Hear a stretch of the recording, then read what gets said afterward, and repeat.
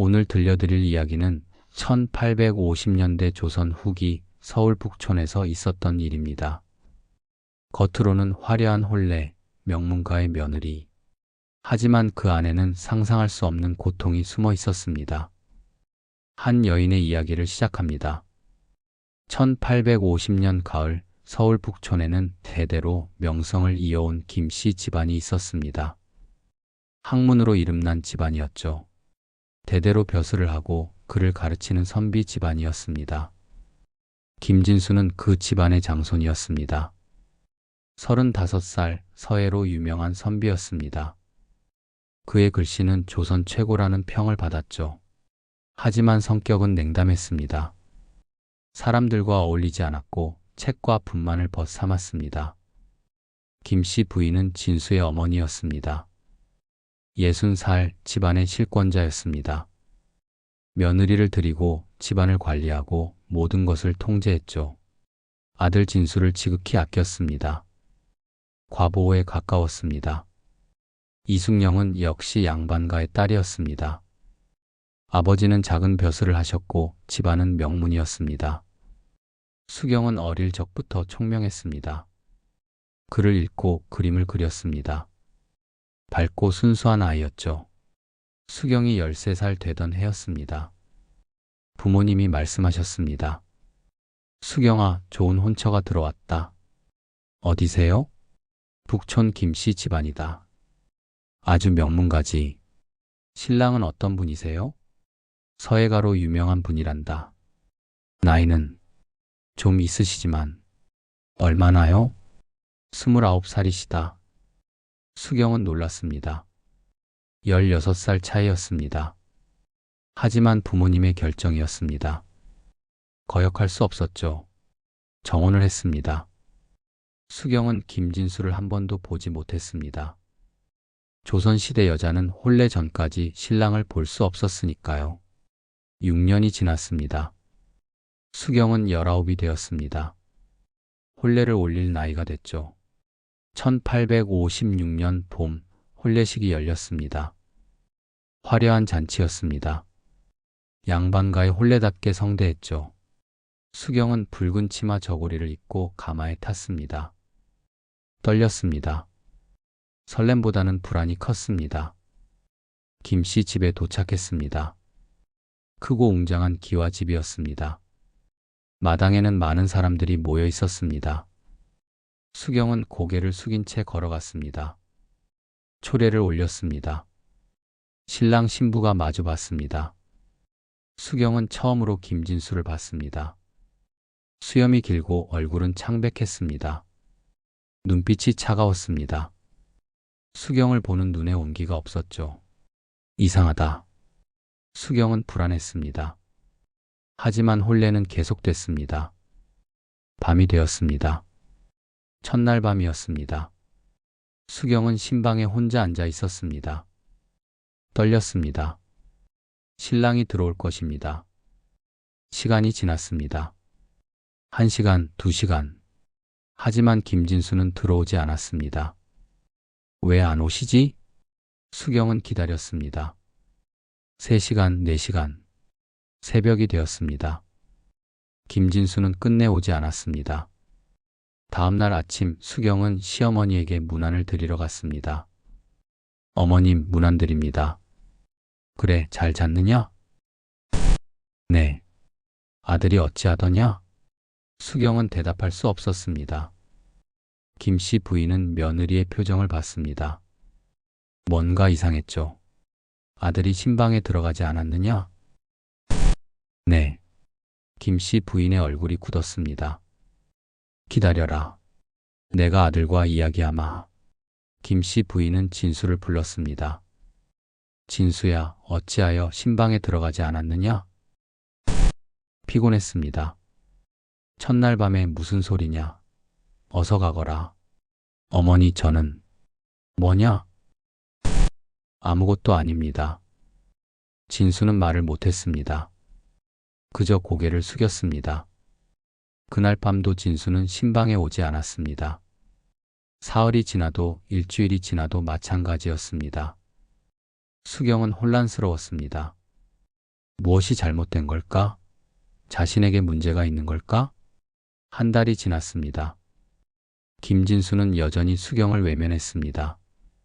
같은 방도 쓰지 않았습니다. 말도 거의 하지 않았죠. 수경은 시어머니에게 불려갔습니다. 며느리, 아직도 그러하냐? 죄송합니다. 내가 무엇을 잘못했기에 아들이 그러는 것이냐? 저도 모르겠습니다. 아들을 잘 모셔야 한다. 알겠느냐? 네, 어머님. 수경은 더 열심히 했습니다.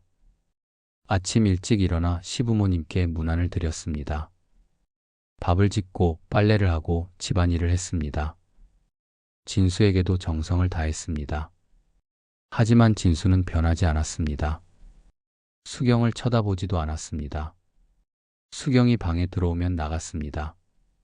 마치 수경이 없는 것처럼 행동했죠. 1년이 지났습니다. 수경은 점점 수척해졌습니다.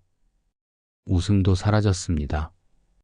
밝고 순수했던 소녀는 어두운 여인이 되어갔습니다. 김씨 부인은 며느리를 다그쳤습니다. 아직도 소식이 없느냐? 죄송합니다. 아들을 낳아야 하지 않느냐? 노력하고 있습니다. 하지만 수경은 거짓말을 하고 있었습니다. 노력할 수조차 없었습니다. 남편이 가까이 오지 않았으니까요. 어느 날 수경은 용기를 내어 진수에게 말했습니다. 서방님, 진수가 책을 보고 있었습니다. 수경을 쳐다보지 않았죠. 무엇이냐? 제가 무엇을 잘못했습니까? 왜 저를 멀리 하십니까? 진수는 책을 덮었습니다. 한참을 침묵하다가 말했습니다. 내가 그런 일을 할 수 없으노. 무슨 말씀이십니까? 부부의 일말이요. 나는 할 수 없으노. 왜? 묻지 마시오. 나도 모르오. 그저 할 수 없을 뿐이요. 진수는 일어나서 방을 나갔습니다. 수경은 그 자리에 주저앉았습니다. 이게 무슨 일인가? 수경은 절망했습니다. 남편은 자신을 거부했습니다. 하지만 이혼할 수도 없었습니다. 조선시대 여자가 이혼한다는 것은 상상할 수 없는 일이었으니까요. 수경은 이 집에 갇힌 것입니다. 남편도 없이 사랑도 없이 2년이 지났습니다. 수경은 더 이상 예전의 그녀가 아니었습니다. 눈빛은 죽어 있었고 얼굴은 창백했습니다. 웃는 법을 잊었습니다. 김씨 부인은 며느리에게 더 가혹해졌습니다. 아직도 아들이 없느냐? 죄송합니다. 쓸모없는 며느리로구나. 수경은 참았습니다. 울지도 않았습니다. 눈물도 마른 것 같았습니다. 친정 방문도 허락되지 않았습니다. 김씨 부인이 막았습니다. 며느리가 친정을 자주 가면 시댁을 소홀히 하는 법이다. 어머님, 부모님을 뵙고 싶습니다. 안 된다. 제발. 안 된다고 했다. 수경은 갇혔습니다.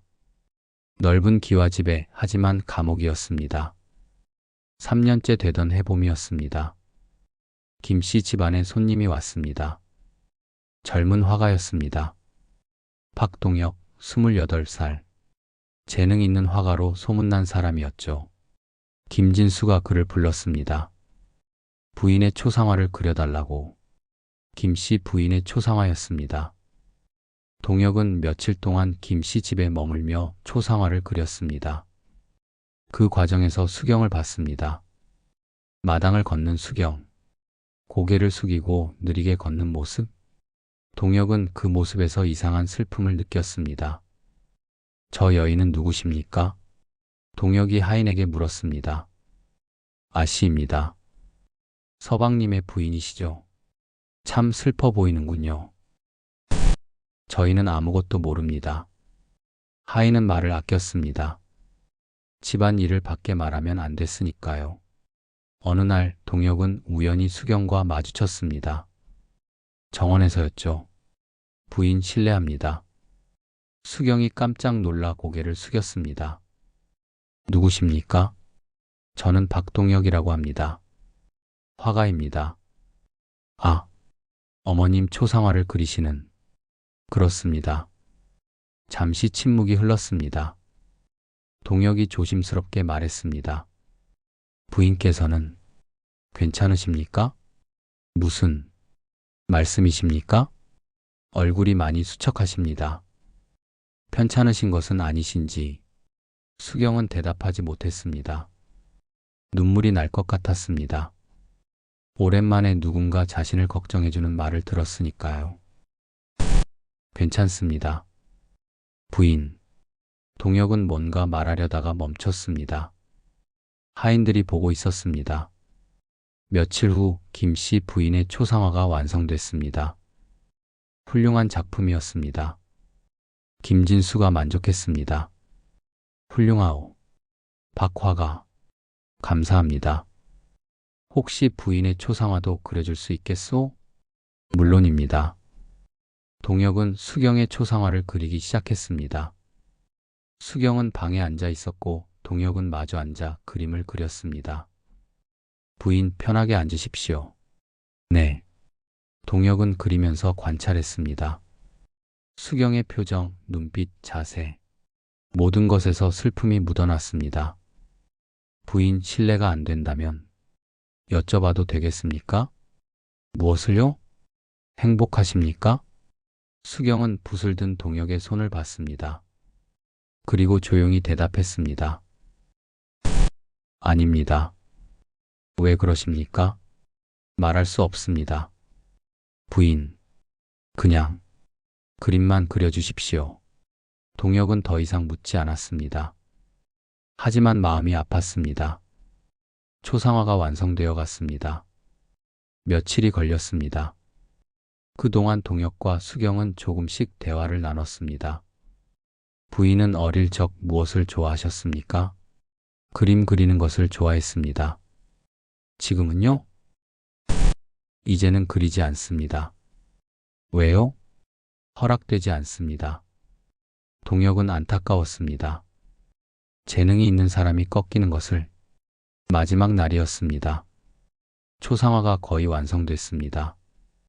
동혁은 수경을 봤습니다. 부인, 이대로는 안 됩니다. 무슨 말씀이십니까? 이곳을 떠나셔야 합니다. 수경은 놀랐습니다. 떠나다니요? 부인은 여기서 죽어가고 계십니다. 눈으로 볼 수 있습니다. 하지만 저는 이 집 며느리입니다. 불행한 며느리입니다. 남편도 부인을 사랑하지 않습니다. 어떻게? 보면 압니다. 남편이 부인을 피하는 것을. 수경은 눈물을 흘렸습니다. 처음으로 누군가 자신의 고통을 알아준 것입니다. 하지만 어떻게 떠납니까? 조선 여자가 남편을 떠난다는 것은 어렵습니다. 하지만 불가능하지 않습니다. 무슨 칠거지약이 있지 않습니까? 7가지 이유로 아내를 내보낼 수 있는. 하지만 그것은 남편이 아내를 내보내는 것이지 아내가 떠나는 것이 아닙니다. 그렇습니다. 하지만 방법이 있습니다. 동혁은 조심스럽게 말했습니다. 부부 관계가 없었다는 것을 증명하면 혼인을 무효로 할 수 있습니다. 정말입니까? 드문 일이지만 가능합니다. 부인, 용기를 내십시오. 수경은 망설였습니다. 평생 배워온 것은 순종이었습니다. 참는 것이었습니다. 하지만 이대로는 정말 죽을 것 같았습니다. 생각해 보겠습니다.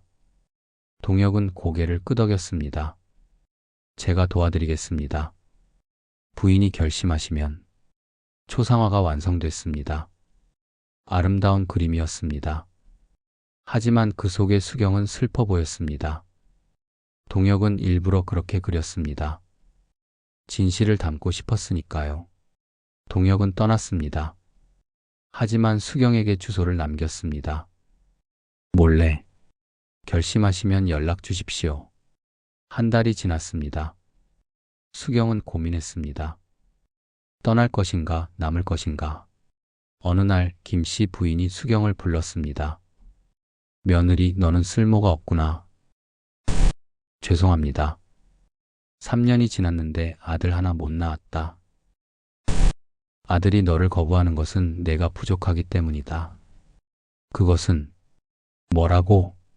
제 잘못이 아닙니다. 수경이 처음으로 소리쳤습니다. 김씨 부인이 놀랐습니다. 무슨 소리냐? 서방님이 저를 거부하십니다.